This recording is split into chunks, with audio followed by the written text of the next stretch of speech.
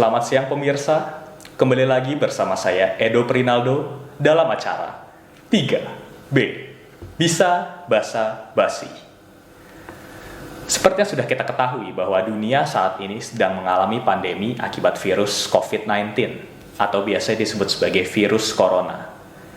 Kondisi ini menyebabkan berbagai kompetisi olahraga di seluruh dunia dihentikan untuk sementara.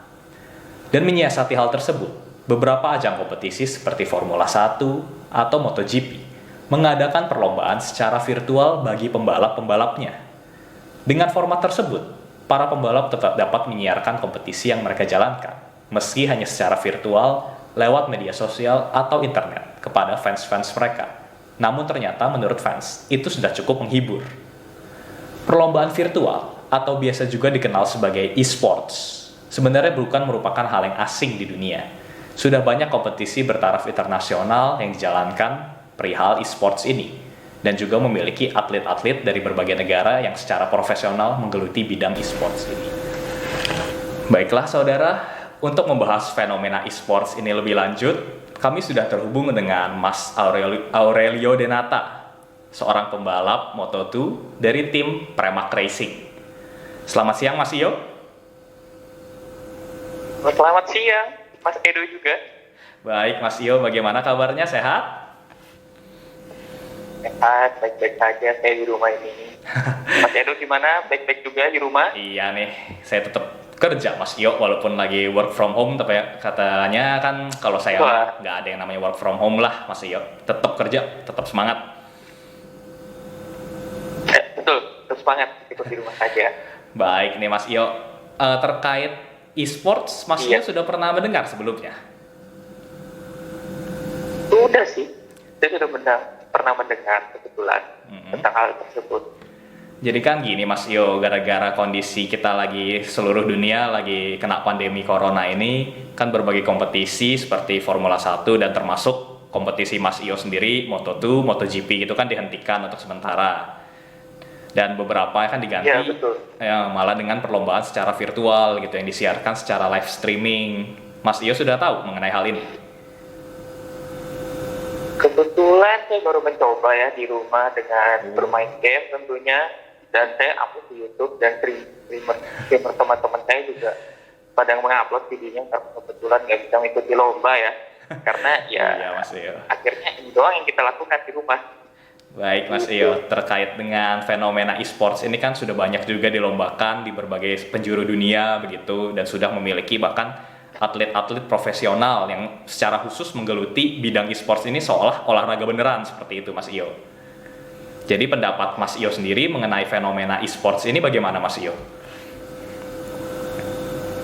Sebenarnya kalau fenomena e-sport ini sudah lama ya, sudah banyak terdengar juga di masyarakat, banyak tim-tim besar yang muncul di permukaan, anak-anak muda yang hebat juga dalam bermain game. Tapi dengan adanya corona ini mereka juga terhalang ya.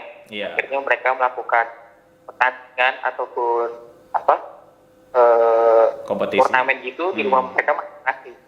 Untuk melihat di Game 2018 menurut saya ini perkembangan yang sangat baik, karena akhirnya melihat gitu bagaimana anak-anak muda tentunya berbakat dan menjadi peluang baru gitu bagi anak-anak muda untuk tampil di Asian Games 2018. Oh iya, betul sekali Mas Iyo bahwa sebenarnya ajang e-sports ini juga sempat dilombakan di Asian Games 2018, betul ya Mas Iyo ya? Iya.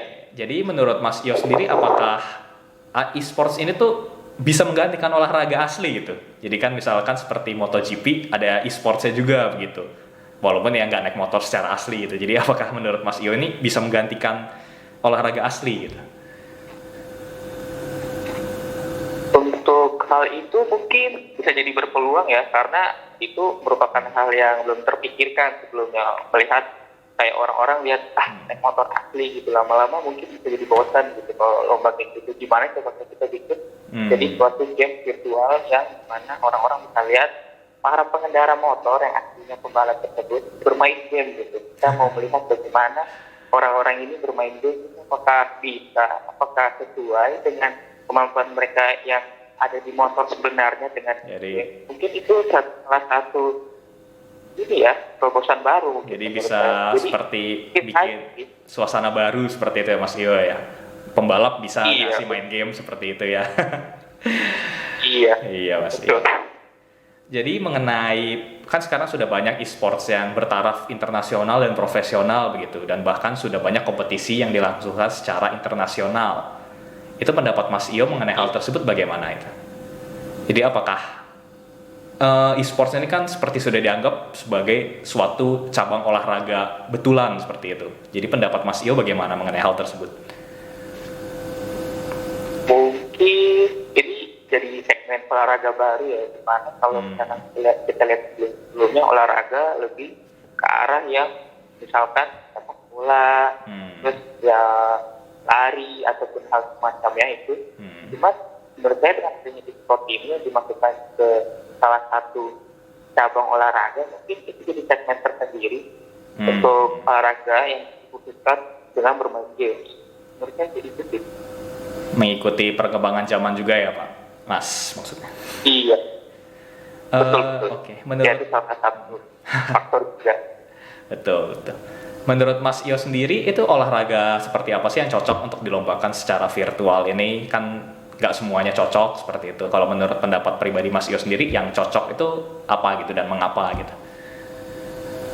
Menurut saya game-game yang berbau pertandingan sih, kayak satu lawan satu atau enggak kelompok lawan kelompok lainnya.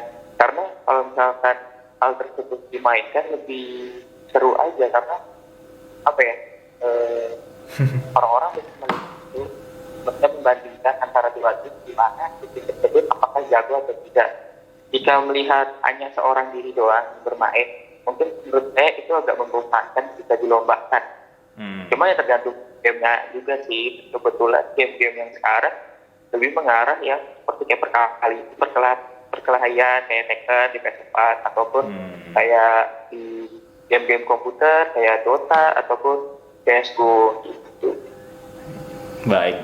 Menarik pendapat Mas Iyo ini. Ya Mas Iyo berhubung waktunya baru. sudah mulai menipis. Jadi saya langsung lanjut ke pertanyaan terakhir ya Mas Iyo. Mas Iyo ini kan seorang pembalap profesional gitu yang sudah bergelut di dunia internasional gitu. Apakah Mas Iyo punya minat gitu untuk kedepannya saat sudah pensiun misalkan berkompetisi dalam bidang e-sports ini atau menjadi pelatih buat atlet-atlet e-sports di masa depan seperti itu Mas Iyo? Menurut saya mungkin enggak ya, karena mungkin saya bakal kalah dengan anak-anak muda yang baru tumbuh dan muncul di permukaan yang memiliki tingkat permainan mereka yang bagus. Mungkin saya akan di rumah saja melakukan streamer video saya gitu, masukin ke YouTube atau hal semacamnya untuk sekedar mencari tampilan. Mungkin itu aja sih. Kalau buat masuk mungkin saya nggak terlalu berpikiran ke sana. Gitu sih paling. Hanya untuk menjadi pelatih juga tidak ada minat Mas Iyo? Mungkin tidak juga ya, karena mengingat saya tidak terlalu jago main game juga ya.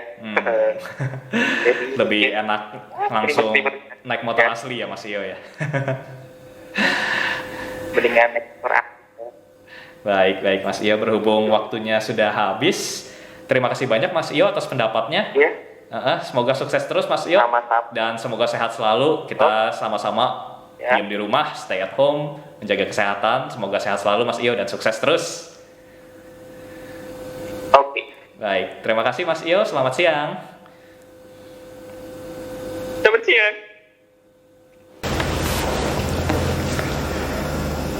Kita beralih ke segmen berikutnya yang akan dibawakan oleh rekan kerja saya, Saudara Edi di lapangan. Selamat siang Saudara Edi. Baik, terima kasih Saudara Edo. Selamat siang pemirsa. Sekarang saya sudah berada di rumah salah satu warga di daerah Sentul City, Kabupaten Bogor. Boleh perkenalan dulu Ibu? Boleh. Dengan Ibu siapa? Ibu Wita. Baik, Ibu Wita. Ibu warga di daerah Sentul ini sejak kapan Ibu? Sudah lebih kurang 3 tahun yang lalu. 3 tahunan. Ya. Baiklah Ibu, kan sekarang kita sedang membahas fenomena yang sedang panas banget ini di dunia, yaitu tentang virus COVID-19 atau biasa kita kenal sebagai virus corona gitu Bu. Benar. Nah Ibu sebagai warga di daerah Sentul City ini apakah ada pengaruhnya Ibu? virus corona ini? Ya ada ya pasti ada. Buktinya sini jalan-jalan sudah ada yang tidak boleh lewat gitu. Banyak sekali pengaruhnya, banyak sekali. Terus juga saya kan di sini Sentul juga Kabupaten Bogor juga terkena PSBB. Jadi sudah tidak leluasa lah kita.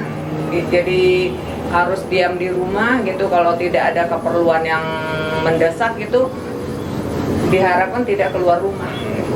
Dan juga harus selalu pakai masker. Kalau boleh tahu itu di daerah Sentul ini apakah sudah masuk dalam zona kuning atau zona merah? Kalau di handphone itu kan suka ada aplikasinya gitu. Nah, dulu sih beberapa minggu yang lalu sih masih zona hijau di sini.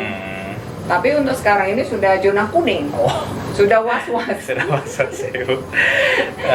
Baik. Udah deg-degan deh jadinya. Cuma untuk sejauh ini keluarga masih aman ya, Bu? Kalau keluarga di sini mah aman, cuma kalau tetangga-tetangga ya kita nggak tahu siapa yang sudah terkena atau nggak, kan nggak mungkin orangnya membocorkan sama kita. Iya sih, Bu. Benar. Baik, Ibu. Kalau gitu, mohon maaf Ibu, sebelumnya sehari-hari bekerja sebagai apa? Saya sih penyedia catering di perusahaan. Catering di perusahaan? Iya. Untuk di perusahaan belum ada perubahan yang berarti terkait virus corona ini? Kalau perusahaan sudah ada sih gitu, maksudnya karyawan udah ada yang separuh diliburkan, ganti-gantian gitu, rolling gitu kerjanya. Sistemnya gitu. jadi rolling? Ya, karena pekerjaan juga sudah rada sepi sekarang, jadi supaya karyawan tetap aktif, jadinya dibagi dua lah gitu Mas. Gitu. Dibagi dua, jadi yang seminggu ganti-gantian gitu. Mas boleh sambil minum? Silakan. Baik, terima kasih Ibu. Silakan, mumpung sore ini biasalah kalau duduk sore-sore duduk santai-santai gini di depan gitu. Daripada cari udara segar dulu Mas gitu. Iya. Ada kucing. Kalau boleh tanya, mohon maaf Ibu umur berapa? Saya udah kepala 6. Waduh. Jadi kan udah tua Mas. Iya, udah sias. Anaknya itu, juga udah gede-gede. Ibu kalau misalkan banyak anjuran dari pemerintah ataupun pakar kesehatan gitu terkait menjaga kesehatan, apalagi lagi pandemi seperti ini, kalau Ibu Wita sendiri sehari-hari itu apa kiat-kiat yang dilakukan untuk menjaga kesehatan tubuh seperti itu? Oh gitu, kebetulan di tempat saya tinggal ini kan rada sepi Mas, ini jalan-jalanan. Jadi kalau pagi itu saya masih bisa jalan, olahraga pagi, jogging, tapi sambil pakai masker gitu. Terus tidak berdekatan dengan orang gitu loh. Kalau pas-pasan sama orang ya orang yang saya di sebelah kanan ya saya ngambil sebelah kiri jalan gitu. Kalau nggak olahraga tuh kayaknya badannya nggak enak gitu, kurang fit gitu. Boleh saya sekalian sambil makan? Boleh silakan. Itu tisunya Mas, boleh kita. Boleh silakan.